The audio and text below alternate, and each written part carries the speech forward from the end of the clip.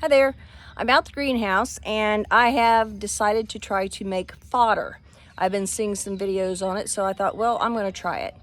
So I went to my local grain elevator and I picked up some whole oats. I tried to do barley, but they only had the rolled barley, which is cracked barley, and I haven't had any luck with that. But we're going to kind of go through the process of what I've done so far, and it might be something that you want to try. This is the first time I'm trying it, so we'll see how it goes. So the first thing you do is you get your seed, whatever it is you're going to use, and like I said, this is some oats. And you put it in a bucket and you fill it up.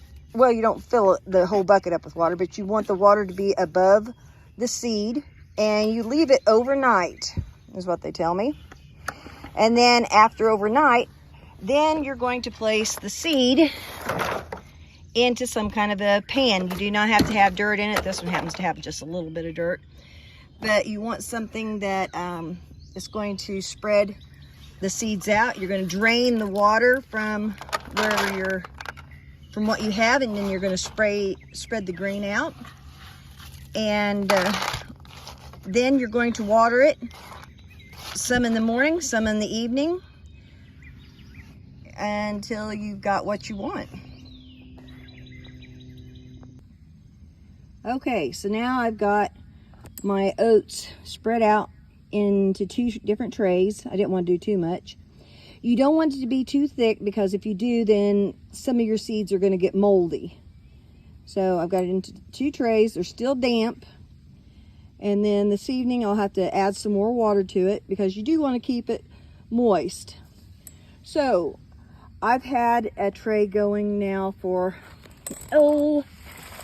roughly a week, maybe a little bit less. And this is what I've got so far. See down on the one end, we've got some stuff coming up. Not so much on this end. I've been playing with the, how much light does it have. It seemed to do better when it was not in direct light, but more shaded, at least in the beginning. So I'll keep that up and I'll keep playing with it till I get it exactly like I want it. And then we'll be able to give this to our animals, all the different animals, the cows, the goats, the rabbits, sheep, all of them, even the chickens.